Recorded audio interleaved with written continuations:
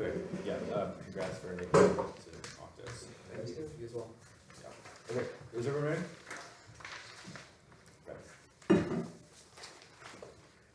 We affirm today's resolution that the United States federal government should ban hydraulic fracturing. This is a policy line based on the word should in the resolution implies policy action by the federal government, which means that you should weigh this on net benefits. The most amount of good for the most amount of people in the world is what the metric you should be weighing is on. So just some background. Trump has recently repealed a lot of regulations on fracking, which were basically Obama-era environmental regulations, which means that fracking has, in recent years, in 2017, for example, has been increasing in economic output. So the plan would be the resolution: the United States federal government should ban hydraulic fracturing. Questions? Any questions? No? Yeah, just the plain text is the res, right? Yes. Okay. Moving on to advantage one, which is about the environment. Yeah, sure. Well, no, I'll explain that later. Advantage one is the environment. The eighth point is the uniqueness. Fracking is bad for the environment. The first argument is that there are a lot of dangerous chemicals. The New York Department of Energy Environmental Conservation found that 75% of the chemicals in fracking fluid causes brain and nervous system damage. For the second argument is mishandling of shale oil. 66% of fracking violation mishandled the oil, which means that land is the land above ground where the fracking is always going to be polluted after fracking. The third argument is that a 2018 study by the University of Pennsylvania explained that 25% of fracking fluid returns to the surface and seeps into water sources and aquifers. The eighth subpoint is that according to the EPA, each well that fracking tries to find requires 8 million gallons of fluid to frack, and there are around 500,000 active wells in the United States, which requires millions and millions of these gallons of basically destructive fracking fluid. So what the plan does, the links, is that it bans fracking, and this specifically will include a 3-year transition period for businesses, as is normal ways and means where the government wholesale bans some sort of technique or mechanism. They will always include a phase-out program in order for businesses to not immediately collapse, which means that businesses will phase out operations and alternatives, for example, like investment into renewable energies, which a lot of oil companies are already doing in the status quo, should be happening as a result of the plan. Yeah. But why would oil companies that are doing fracking right now shift to renewable energies instead of just going back to the infrastructure they already have for coal and oil? Yeah, they could also do that. Okay.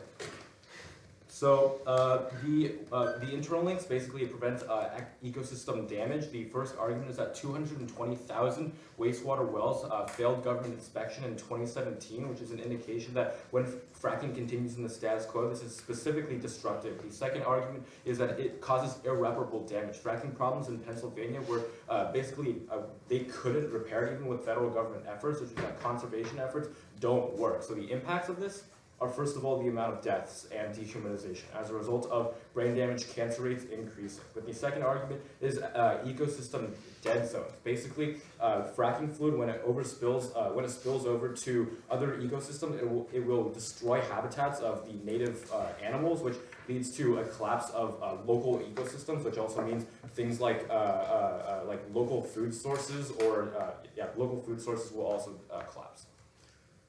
Advantage two is eco-racism. The eighth subpoint is the uniqueness. The first argument is that poor communities bear the hardest burdens of fracking. The eighth subpoint is that the poverty rate is 60% higher in areas near fracking.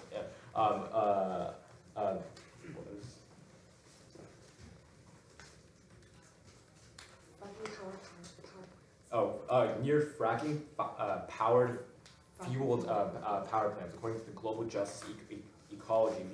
The subpoint is that according to Scientific American, poor people are more likely to deal with hydraulic fracking in communities in their community and suffer from impacts of air and water pollution. The C subpoint is that according to Scientific American, the radon, which is the second leading cause of lung cancer, is more prevalent in areas near natural gas development later. The D subpoint is that according to the Pennsylvania government, sulfur dioxide emissions increased 57% from 2012 to 2013 at Pennsylvania natural gas sites and caused asthma and respiratory disease. The E sub-point is that fracking executives have literally admitted to targeting the poor because that's where the land is the cheapest and they're least likely to get lawsuits. The F sub-point is that people in areas with 80% or more of minority populations are 2 times as likely to live near fracking sites. The links basically ban fracking, which takes out fracking sites out of the low-income and minority neighborhoods. The internal links here, the first that it would be a drastic decrease in emissions because fracking leads to a lot of emissions, for example, sulfur dioxide or methane. The second argument is also a decrease in water contamination, which stops the cyclical perpetuation of poverty, as basically property values within these neighborhoods will get lower as the land becomes less desirable to either develop or buy, which basically traps people in poverty as they can't move out, and because property values decreases also impacts things like the education system, which uniquely depends on the property tax in order to fund their education, which leads to a cyclical effect of poverty as people cannot escape. Yeah, what? Oh, it also damages infrastructure because that also relies on a lot of property tax. The impact here is eco-racism and classism. Basically, there's a lot of dehumanization as a result of a perpetuation of poverty. Poverty is extremely dehumanizing as it basically requires people to split focus on vital and basic things like nutrition and shelter. It also decreases agency because there's basically no control over lives or healthcare and disease and death. The other question? Yeah. Going back to your 60% evidence on poor people live close to fracking, where is the causation in this? How is it not just correlation? The causation is when CEOs literally admit to building fracking plants near people in poverty because they can't fight that. Okay.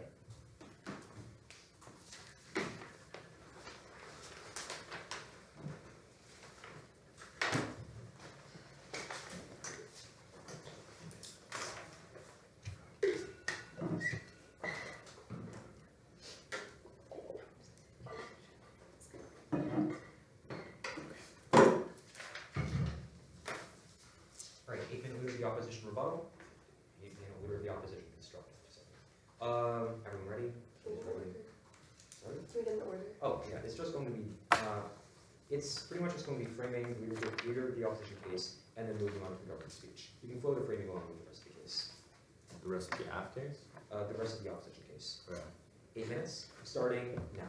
For the most part, we agree with the definitions put forward by the Prime Minister's speech. We're going to be, for the time being, just call hydraulic fracturing fracking. It makes it easier on all of us. So on the framing debate, where we're going to be diverging with the government side is going to be on the issue of which benefits are going to be considered. We agree that this should be a policy round considered on net benefits, but considering the actor of the resolution is the United States federal government that has a unique obligation towards the American people, we have to go and look towards the United States net benefits first, and not necessarily the net benefits incurred to the rest of the people. What this necessarily means is that international impacts that aren't centered upon the United States are not going to be weighed that much within this round, because the unique obligations of a government is towards its own people, that is through the social contract. Now, there are a few main contentions coming off the opposition case. Contention 1 is going to be the energy sector. A point is going to be that fracture is absolutely key to extracting energy right now. Fracking use is only going up right now, and it constitutes a large part of how we get a lot of our natural gas and oil out of the ground right now, which is increasing the supply of energy, which by common sense makes energy a lot cheaper. This makes 2 main impacts. The first impact is that the poor disproportionately pay for energy, because the fact of the matter is that regardless of how poor or rich you are, you still need enough energy to go and keep the lights on at night, and you still need enough energy to go and cook your food at night. So the fact of the matter is that the poor are going to be disproportionately paying the energy bill because it cuts out a disproportionate amount of their income, which means that overall, the government's plan to decrease the amount of fossil fuels that are actually accessible, increasing the price of fossil fuels, impacting the poor the most. The second impact coming off of this is that economic growth is enabled by this decreasing in energy prices. The fact of the matter is that if you're running a factory, if you're running a business, you still need energy. That is a major cost within your operations. Insofar as you lower the energy prices within the opposition world, that means that overall you're going to be increasing economic growth in the long run. And key point under this contention is going to be that fracking is absolutely key towards jobs within the West. Once again, out west we have a lot of energy deposits. We have a lot of these shale deposits that have a lot of oil and natural gas in them. But the only but there isn't much else that's out there. The only way that the people who are living in those places can actually get jobs and actually develop their local economies is through the fracking sector. It's much better to have an economy there than not one at all. And contention 2 on this case is going to be the point about energy independence. The overriding warrant on contention 2 is simply going to be that when you have fracking, when you're able to go and actually supply your own oil and natural gas and supply your own sources of energy, that means that you're able to go and simply depend on yourself for your own energy. As Wall Street Journal explains, for the first time in 75 years, the United States is actually a net exporter of energy, which means that right now fracking is going to be what's driving this. This gives you two main impacts. First of all, it gives us way more flexibility in our foreign policy because we no longer have to cover for oil-rich countries that are, let's face it, disproportionately dictatorships. So the fact of the matter is that insofar as the United States is only relying upon itself for its own energy consumption and no longer has to kowtow to these other dictatorships, that means that we can actually adequately pursue human rights around the globe and actually start to go and pursue foreign policy that is both better for the United States and also better for human rights around the globe. And the second impact coming off of this is that we can actually start to go and support our allies overseas in their fights against, say, other oil-rich countries. Take, for example, Germany in the European Union. Germany is heavily reliant upon natural gas coming from Russia, which means that their foreign policy, and especially their place in the EU, is especially affected by this dependence. Insofar as the United States is able to export energy over to Germany and support them when they're actually going against Russia, that makes both Germany, the EU, and by extension all of our allies much more resilient against any other incursions by these other dictatorships, and that don't necessarily want the greatest for the United States. And contention 3 is going to be a major issue in this round. It's going to be that all alternatives to the government's plan are worse. Even if you buy every single argument coming off of the government plan, well, you simply have to go and face the fact that people still need energy within the United States unless you want the entire economy to collapse, which means that overall, you're always going to be facing the worst alternatives in the government world. As Forbes explains, that the implementation of natural gas has pushed off the use of coal. There are two main impacts coming off of this. First of all, as Forbes explains, this has caused the lowest emissions in the United States since 1989. If you want to go and reduce emissions, if you want to go and reduce toxic gas emissions, well then of course you're going to be siding with the opposition side. Even if fracking has even if it's true that fracking has all these disadvantages that the government claims it has, all alternatives that in the government world would be way worse. Moreover, all these companies, insofar as they would turn back towards mining coal, that simply means that that's going to be way more destructive towards the environment. Because in coal mining operations, you actually have to dig underground, thus destabilizing the ground even more, and you still have to go and use all those toxic chemicals, which means that all the environmental impacts coming off of the government side are at best non-unique, and at worst a turn on their side. But the second key point on this contention is going to be from MSPAC, which says that all the companies that are currently conducting fracking, like ExxonMobil and such, are also the ones investing in, mining for coal in the first place, which means that any increase in fracking will always be trading off with coal in the first place, which means that this entire round should be framed off of whether or not you want fracking or whether or not you want coal. The fact of the matter is that renewable energy will not be here for at least a few decades. Let's face the facts. If you want to go and phase out fracking, you're going to be getting coal. You're going to be getting coal in its place, which is always going to be worse. We haven't heard a single advantage of coal coming off the government side, which means that they're already behind on this entire debate. You have to go and look towards what's going to be happening in the government's world. You can't just go and say that fracking is bad. The burden on the government is also to say that their world is better. With that said, also, counterplan for the entire opposition side, the text of the counterplan is simply that the United States federal government should strengthen regulations on the concrete walls of hydraulic fracturing wells. As Forbes explains, let's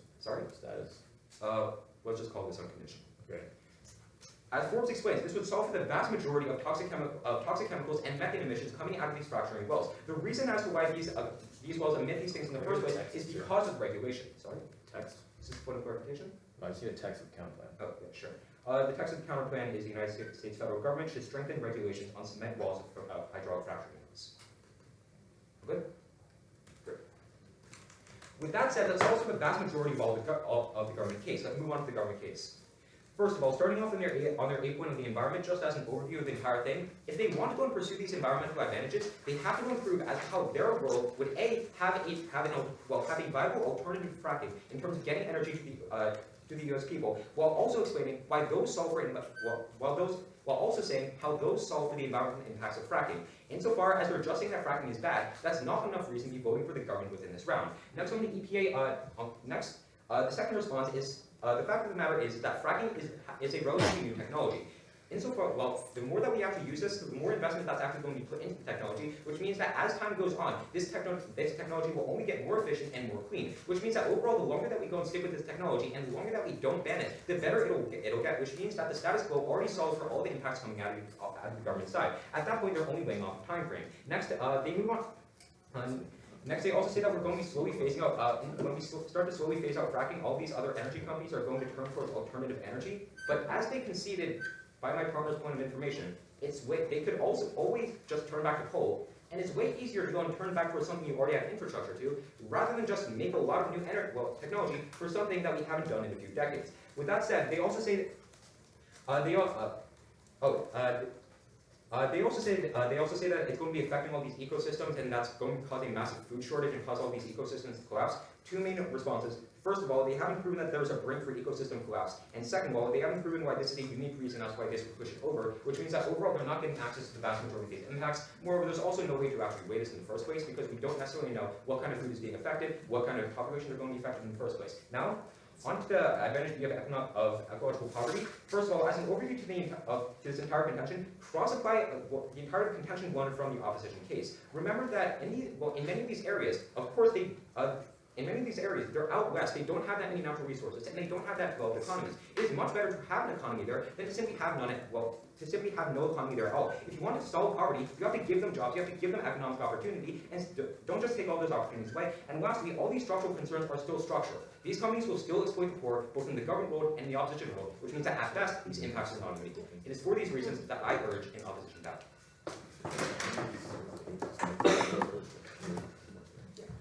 Okay. Okay. Order is gonna be the net case and then off case. Can you see him? Or can you... Yeah, I can Okay. see myself.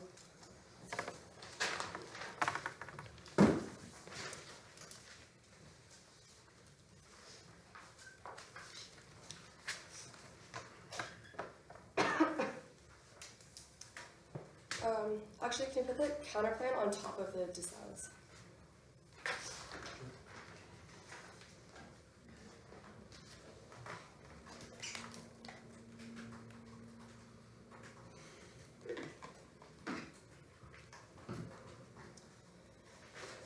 Is anyone not ready? First on the counterplan, if you discuss the counterplan, one is that they don't suffer property values. Still having a fact in the first place means that the property values are still going to decrease, but just like for the fact, even if there's like a wall around it, there's still the fact that it still exists, which means property values will still decrease. It doesn't solve like the issues of cyclical poverty in the region. Second of all, this counterplan is way too vague. They just say strengthen regulation. They don't actually tell us what the regulation is or how they're going to strengthen it. They don't tell us what the enforcement mechanism is either, which means that there's absolutely no way that this counterplan is going to do anything because like if the U.S. federal government literally just said like, oh, we're just going to strengthen regulations, but they don't explain like what are the regulations and how do you enforce them, then like companies aren't going to follow that regulation because there's absolutely no enforcement, which means they don't have any solvency. Additionally, they say that they can solve toxic chemicals, but they don't solve for emissions because you can't build like a dome over a fracking site, right? Like emissions can still go over the walls, which means they don't actually solve for the majority of our impacts, which are based on like respiratory disease as a result of emissions. Also, they don't solve for mishandling oil, which is a methodology, not. Yeah. Also, they don't resolve like the mishandling of oil, which is a methodological issue. Yeah. Okay. Go into framework. We can see their framework picture. On the DSAD, on like energy prices. First of all, they say that fracking is key to extracting energy. This is not true. Renewable energy is actually going to be better for like extracting energy. I'll read warrants on that later in the speech. Second of all, they say that prices.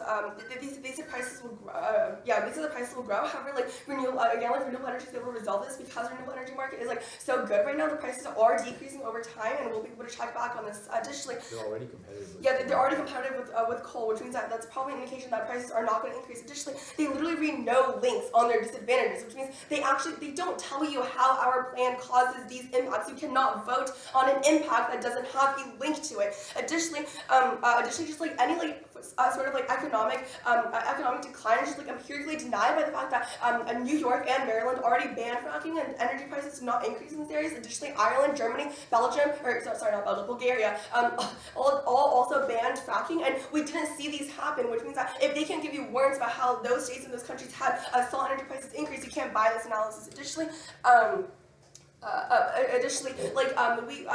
fracking executives, since we give them a 3-year phase-out period, that's probably a sufficient amount of time to transition to like renewable energy, which means that they won't increase energy prices.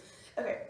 Additionally, on the impact level, they say that it's key to jobs. However, this is not true. In the Pennsylvania government, so okay, a lot of these job empirics are grossly overstated. The Pennsylvania governor said that fracking creates 200,000 jobs in the state, but the Pennsylvania Department of Labor and Industry said it only creates 30,000 based on a further study, which means that these statistics are way overstated. Fracking doesn't actually support that many jobs. It's like a marginal effect at best. And additionally, according to The Atlantic, job growth as a result of fracking has decreased over time, which is an indication that like the amount of jobs created isn't going to be that big of a deal if we ban fracking now. And also renewable energy plants built would only create. Yeah, and renewable energy plants built would only create more jobs and more jobs like fracking can create. Okay, on the second segment about energy independence. Okay, first of all, Scosal's peak oil already happened according to like the CEO of the world's largest oil company, which means that if peak oil already happened, that means that the market is already transitioning away from oil, which means that like we're eventually we're not going to be reliant on bad governments anymore. Additionally, we see that like being reliant on others is probably good for soft power because it means that we're able to cooperate with other groups because like we always can threaten to like not buy oil from them anymore, which means it's probably a good thing that we can work with other governments to try to pressure them to like solve their issues. I'll take it at the end of the med case. Okay. Additionally, they say that we can have more flexibility in foreign policy. Again, like renewable energy is able to resolve this issue because it's already going to, because it'll be competitive enough that we won't have to depend on other countries. Additionally, they talk about like effects of like defending our allies, Germany and Europe. They literally read you framing that you shouldn't evaluate impacts outside of the United States. I don't know why they read impacts about about German allies, which means you can't evaluate this impact under their own framework. Additionally, like Germany is turning towards renewable energy now. They're one of the countries that ban fracking, so this impact doesn't really matter. Anyway. Okay. The big powers in the EU are all the big powers in the EU are all switching towards renewable energy and banning fracking. Okay. On the last segment on how the alternatives are worse. So first of all, they say that natural gas trades off with coal. However, first of all, this is not true. Coal is already dying independent of natural gas. Like Trump's efforts to like revive the coal industry probably prove because like coal jobs have not grown, even though he's like significantly cut regulation of the coal, which means that the coal is probably dying independent of the natural gas industry. Additionally, we see that renewable energy alternative, according to the International Energy Agency, renewables have the fastest growth in the electricity sector. The first argument. The ASA point is that according to Frost and Sullivan, her analysts, the renewable power generation output is going to be increased by 13.3% in 2018. The B point is that according to Market Business News, renewable energy growth is going to continue to increase in 2019. The C point is that according to Deloitte, despite uncertainty and federal tax reform last year, under the Trump administration, renewable energy still continued to grow in the United States. Probably means the private sector is able to resolve independent of what the government does because the private sector is always going to has enough like motivation to like invest in renewable energy. And additionally, the plan is signaling, which means that it's like signaling away from fracking and towards an alternative, which is probably going to be renewable energy, since that's what the private sector is already focused on, which means that or is already investing in, which means that the alternative is going to be renewable energy, not coal. Yeah. Counterplan doesn't have these impacts because they're signaling that they would support. Yeah, Counterplan doesn't have these impacts because they're signaling that they would support fracking still, which means that they can't, they don't resolve that. Okay, what's your question? Oh yeah, back on the soft power argument. What's more scary, threatening to not buy someone else's oil when you're just like one consumer of it, or OPEC threatening not to sell us any oil and causing us into stagflation? I mean, because like peak oil has already happened, I don't think OPEC can really threaten us that much because like the industry is already moving towards oil. Like supply of oil is already going down. So renewables resolve that too because even if OPEC threatens, we can still like we have an alternative renewable energy that they don't have an alternative like buying or selling to other countries. Okay, on to the case. So on the first advantage, they say that we have no viable alternative. You can just cross them up by warrants about how renewable energy is the new alternative. They say that fracking is new technology and it'll get better. First of all, no warrant for this. Fracking has been around for years. Like we literally read your warrants from like 2012, which means that since technology has not improved in recent years, there's no indication as to why. There's even an incentive to better the technology now. Additionally, they say that they'll turn to coal because of like infrastructure, because they have the existing infrastructure. You can just cross my warrants about how peak oil and renewable energy mean they wouldn't. Additionally, they say we have no brink scenario. However, you can even if there's no brink scenario of like ecological collapse, you can still vote on the impact of like any like marginal harm to the environment, which still results in death and humanization of the people who are living in these ecosystems. And additionally, Okay, on advantage to and eco-racism. First of all, they say that energy prices will increase and that jobs will decrease. I've already answered this on the disadvantage, which means that you can just classify this here. Additionally, like they've considered our analysis of how fracking sites are predominantly in poor, like low-income neighborhoods who have minority populations living in them, which means they've conceded that fracking is uniquely bad for like racial minorities and for low-income communities. Basically, companies keep building stuff there, but renewable plants emit much less. What?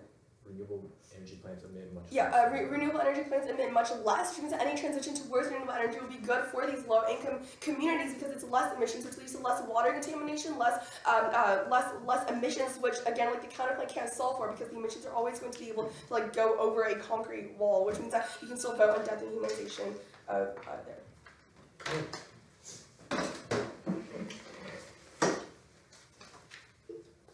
The order is going to be an overview on renewable energy, defending the counterplan, defending the neg case, and then onto the affirmative case. Is everybody ready? No. Order again, I'm sorry, I was thinking. The order is going to be an overview on renewable energy, defending the counterplan, defending the neg case, extending and all that stuff, and then onto the affirmative case. Cool. As in, ready? And 8 minutes starts now. As an overview on renewable energy, the majority of the affirmative offense in the last speech hinges on the fact that by passing the plan, we're going to see the shift to renewable energy, which is better than fracking. However, a couple problems here. All the studies talk about how renewable energy is growing right now, but they don't actually consider where it is right now. And the fact of the matter is renewable energy is still a really small portion of the overall energy. Even if we've gone past peak oil, we're still at high oil, and oil is still extremely profitable. So insofar as that's true, we're going to be finding that these oil companies and whole companies that they talk about are just going to shift back to the infrastructure they already have. Just because we're seeing more Tesla sprout up, the fact of the matter is the biggest energy companies in the United States are still in dirty energy. In fact, extend the concession they make in their first speech to my COI, which literally talks about how it's very likely that these dirty energy companies are going to shift back to their old ways of coal and oil the moment we pass the plan. Furthermore, their plan doesn't do anything inherently to embolden the rise of green energy. This green energy rise, whatever, happens completely independently of fracking, whether we ban it or not. If anything, it's a turn because fracking is regarded as the cleanest of all the fossil fuels, so it shows this transition towards green energy. But now let's go on to the counterplan. They misunderstand the counterplan. They think we're building a cement wall around the fracking site. That's not what's going on That's not what's going on at all. Look at any diagram of how fracking works. It's a cement wall underground, and the fact of the matter is, it's the cement wall that stops the gases from leaking out into the water supply, and it stops all their harms from happening. So insofar as we're increasing regulations on the strength of these cement walls, they say that it's too vague. I would say that highlighting exactly what part of the fracking apparatus that we want to strengthen is a pretty specific counterplan. I'm not a policymaker, nor am I the director of the EPA. I can't tell you exactly how we're going to strengthen this cement wall, but I would say that on a high level, passing legislation that enforces these regulations is going to be really good for the fracking power plants. But then they talk about how we don't solve for emissions. First of all, natural gas emits 50% less CO2 than its coal counterpart. So insofar as we're emboldening natural gas against coal, we're going to be finding less emissions. But now let's go on to the negative case. First on framework, real quick, they can see the framework, which means that our foreign policy impacts are going to pull through. I'm going to reiterate in a little while why those are still relevant to American interests. First, on the energy sector. Again, the majority of the responses here come from the renewable energy argument, which I've already put in the ground. And next they talk about how we don't have a link here. I would say it's pretty obvious where insofar as in their background, they concede that fracking is a fast-growing energy sector. We're going to find that if anything, fracking is going to increase over time and become an even more and more important part of American energy. At that point, cutting off fracking is going to have a bigger and bigger impact as we wait and wait and wait. So we're going to find that it's going to have a big impact on energy prices. The only reason why New York and Maryland didn't find energy prices increasing after they banned fracking is because fracking used to be a really small thing. Their earliest studies are from 2012, but judge, that may seem like a long time ago, but in the grand scheme of things, it's 7 years compared to centuries of coal and oil. Fracking is still a new technology. That's why we're not seeing the energy prices rise. But next, on jobs, they talk about how it's grossly overstated, 30 to 200,000 jobs. However, first of all, fracking is a fast-growing industry, and second of all, they talk about how job growth of fracking is slowing, but that's only because Trump's policies to open up coal and oil are finding this shift back there. But the fact of the matter is, eventually, Trump's going to be out of office. We're going to see more regulations on coal and oil, and fracking is going to increase again. In fact, they even concede that fracking is a fast-growing industry. At that point, we're going to see the impact on jobs being higher, and it's their own impacts about poverty that shows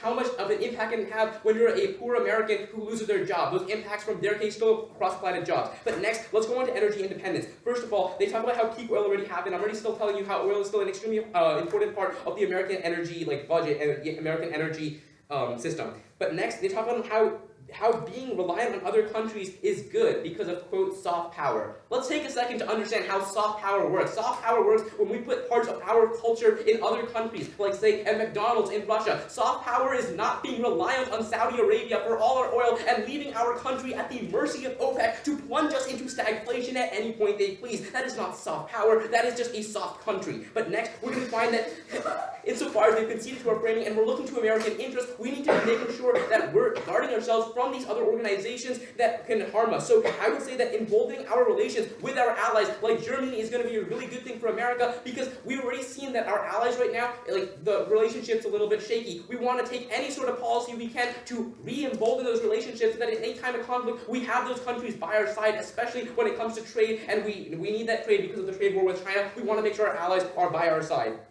Next, let's go on to the alternative. All the responses, yeah, you disagree? Wait, so you just said that our relations with our allies are low right now, or they're bad?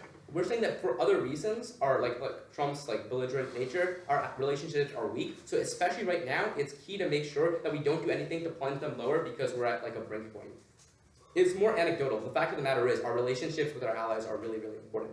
But next, let's go on to the third contention about how the alternatives are worse. Again, the only response they make here is on this idea of renewable energy and how coal is dying in the status quo. First of all, coal is dying in the status quo because of fracking. So the fact of the matter is, once we ban fracking, we're going to go back to coal. Look at the number 1 and 2 companies in fracking. That's Exxon, Mobil, and Chevron. What do they do best? Dirty energy, not clean energy. It's a lot easier for them to fall back on their existing infrastructure. All their links into renewable energy are extremely shaky and unfounded. But now on to the affirmative case.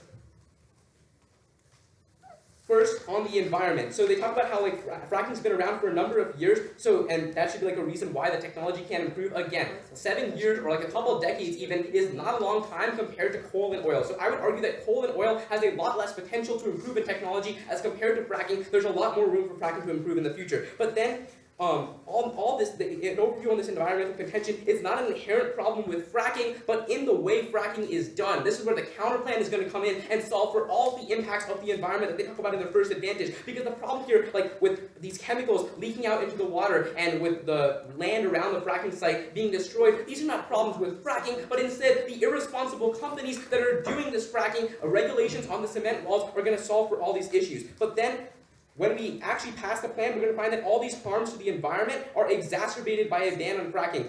A, because they can see that fracking, when we ban fracking, these companies will go back to their coal infrastructure. Again, the arguments I've been making all speech on why we're going to see a shift back to coal and not renewable energy when we ban fracking. But B, coal strip mining is way more destructive to the environment because fracking just digs a hole in the ground. Coal mining obliterates the entire area around it. That's going to be way more destructive. And C, natural gas is the cleanest fossil fuel with 50% less emissions than coal, and it's a symbolic transition to cleaner energy, incentivizing other companies like Tesla and other green energy companies like that to join the market. But on to the second advantage about eco-racism. Now that the first contention on the negative is defended, you can extend that cross-application clean across the globe. It's better to have some economy for these people than none at all. We're helping the poor people most here. But second, they call this advantage eco-racism, but this link to there's no link to racism specifically in their contention. In fact, I would say that it's very problematic for my opponent to corroborate minorities with poverty, because poverty is the entire point of the contention. It's really problematic for them to make this corroboration. That's a pre-fiat reason to drop them. This is like a terrible Norman debate that minorities are constantly corroborated with poor people. But next of all,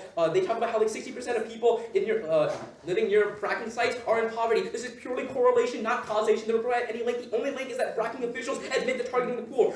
But A, when we ban fracking, these officials and CEOs are still in power. They're just going to be doing this in coal. They tell you about how bad fracking is for the minorities, but what they don't, for the poor rather. But what they don't tell you is that the fracking is the coal is also bad for the poor. And these same CEOs are going to be in power of coal companies and are going to be able to target the poor as well. But lastly, and because of this, there's no solvency because the CEOs won't go away and they will just do the same thing with coal. They're not giving you any evidence on why it's going to be better with coal or oil or any renewable or any non-renewable technologies like that. So at the end of the day, they're not accessing the renewable energy impacts, and the impacts of the counterplan can pull directly through, and for those reasons, I strongly urge an opposition ballot. Alright, so we're going to do the opposition vote. The order is just going to be 3 main voting issues. The first voting issues are and then for the rest of them, I'll just stack those as they go down. Joe's ready? Ollie's ready? Great. 4 minutes starting now. The first main voting issue for the opposition side is going to be the issue of the counterplan. Remember that the counterplan solves back for the vast majority of the environmental benefits, well, and the environmental disadvantages and the environmental environmental poverty arguments coming off of the government side. And remember, all we're doing is strengthening the concrete walls around the wells of these plants. And Forbes tells you that that kind of regulation and that kind of advancement simply means that we solve for the mass majority of the toxic gas emissions. We solve for the mass majority of the methane gas emissions. The fact of the matter is that insofar as the counterplan solves back for the vast majority of all of the internal links of the government plan, that means that you're going to be weighing all the arguments of the opposite case way more highly than anything coming off the government side. That's when we get down to the issue of energy independence. Remember that the energy independence argument of the opposition side is pretty much is very much undercovered in the last speech. Remember that the only reason as why we are a net exporter of energy right now is because of all the natural gas and all the oil that we're getting from fracking in the first place. Insofar as that's true, the only way that we can be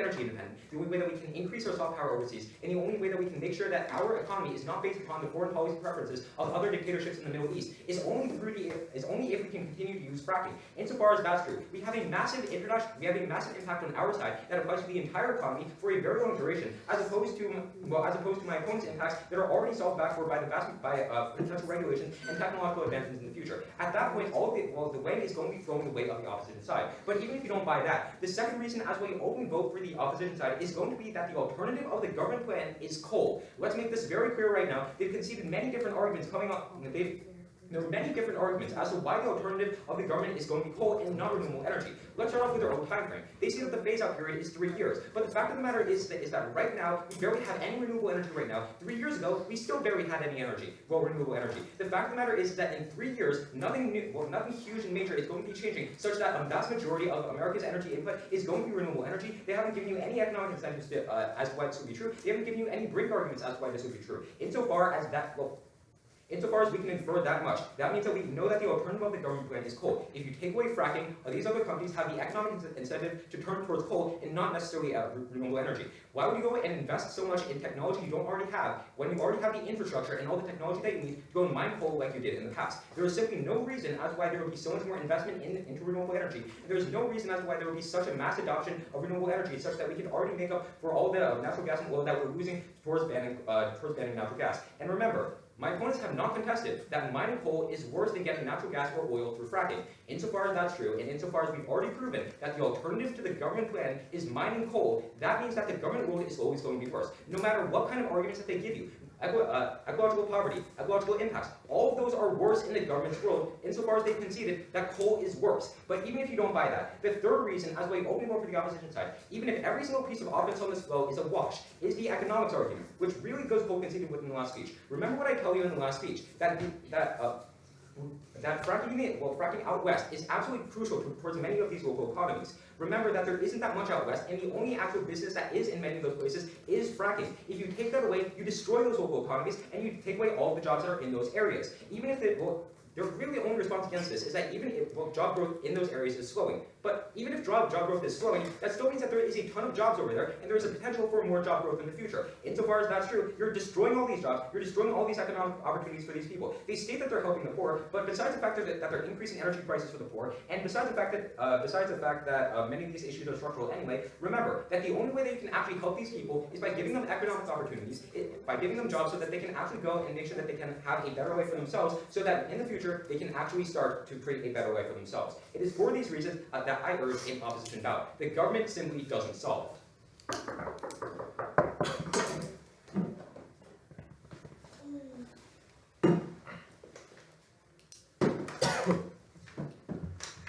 Sorry. Order's going to be overview and then neg with the counterplan at the bottom, and then the affirmative.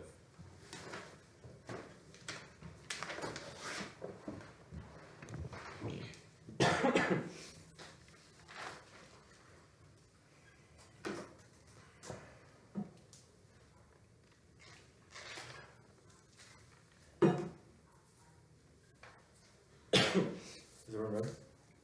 Okay. Overview on the round is that the negative has conceded that renewable energy is the fastest growing type of energy in the energy sector. which means that the alternative to fracking will be renewable energy. This kicks out most of their coal arguments, and the counterplan is like just not specific enough, which means they don't have solvency. Let's go to the negative first. The first argument I want to touch on is about energy reliance. So the first thing that they concede is that renewable energy solves for dependence. If the United States is already developing renewable energy that they can self-sustain, this means they don't have to rely on other countries. In addition, they also concede the fact that these impacts on like Germany and other allies, these are all impacts to other people and other countries. Therefore, it precludes these impacts, which means that there's no reason for you to even evaluate them. Okay, move on to the fracking advancement argument. They have conceded from my first speech that Trump recently just rolled back regulations on the fracking industry and the fact that he's already given incentives to fracking. This means that fracking should be booming right now, but they read you arguments themselves that fracking is doing bad because there are incentives on coal. This means that even with incentives to fracking won't be competitive or just like isn't good enough, which means that there's no reason why fracking would advance this technology further. Which means that these arguments about why fracking, if we continue to let fracking do its own thing, it would fix this technology and make it cleaner. These arguments aren't true because they wouldn't advance themselves even with financial incentives from the administration. Okay. Move on to the peak oil argument. They've conceded the fact that peak oil has already been reached. They tell you that oil is high right now. That's not responsive to the fact that peak oil means that oil will always keep decreasing after this point. This means that there will always be a supply crash when oil runs out, which means that renewable energy is where people are shifting to right now. So renewable energy is what people are going to be shifting to after the plan passes. This means that the plan will always incentivize more renewable energy, which leads to the links that we read on the affirmative case. Okay, move on to the counterplan now. They say that they specify a certain part of fixing a regulation, which means that that's good enough for them, but that's just not true, right? It requires an act of Congress or some sort of executive agency to create a lasting reform. And you had 20 minutes of prep, you find something from some EPA administrator, right? Which means that because it's vague, the government can't enforce it. Next, they concede two important things that take out the entirety of the solvency from the counterplan. The first of which is the property values argument. They don't fix property values because it will always be devalued as long as fracking plants are there. The second thing they don't respond to is the fact that a lot of the problems from fracking is methodology of these companies. These people are mishandling oil 66% of the time for environmental regulations. This means that they will never be able to solve. The counterplan is, first of all, not too vague, so it can't be enforced, but second of all, has massive solvency deficits. Move on to the They say coal's dying because of fracking, and they also say fracking. Yeah, they say coal's dying because of fracking, and fracking is dying because of coal. So, there are definite contradictions here, and you should buy our argument when we tell you that because peak oil has already been reached, fracking is dying. Okay, move on to the affirmative. So one of the arguments they make here is that it's better to have a regional economy in these areas as opposed to no economy. But what they concede is that we tell you renewable energy plants will be set up in the absence of fracking plants. This conceded out of the MG, which means that there will always be a regional economy. It'll just be a different type of energy. It won't be fracking, it'll be renewable energy. And we also tell you that renewable energy plants emit a lot less than fracking plants, which means that the alternative, which is renewable energy, is always going to be better for emissions. Next, they make this preview on impact about how we equate minorities with poverty. That's just not true. When we literally read you warrants in the first one AC, where we tell you that 80% of the minority population is 2 times more likely to live in close to fracking sites. In addition, you can turn this preview argument on its head, by ignoring how race plays into poverty. This makes it much worse because you're just masking the problem of how minorities are more likely to get into impoverished situations. Okay, so. Overview on the app is that they have conceded that renewable energy, because it's the fastest growing and it's already a large part of the US and global energy sector, that it will be the alternative when the plan passes. This means that there will always be a risk of solvency on the affirmative. They have conceded way too much on the solvency part of the counterplan for them to get any part of the solvency. Now, moving on to impact weighing, you should always be preferring concrete impacts first. They don't really read you any concrete impacts. They read less reliance on other countries, some sort of econ growth argument. These are not verifiable. We read you specific arguments as to why people are dying because of the water contamination as a result of fracking. And at the point where we're winning not only the link debate on why the counterplan doesn't solve and the plan does, but also the impact debate where we have larger and more verifiable impacts. That's where you have to be voting affirmative. It's very good. Okay, they're fine. Shake hands. But And usually there's like a 10-minute grace period. Oh, I don't know, yeah. Yeah. For what? Or not 10 minutes, 10 second. Yeah. Yeah. To like wrap up. what the Should judges we like. leave the room? No, I mean, we're not supposed to talk to each other, so it shouldn't be an issue. I mean, unless you guys don't want them. Yeah.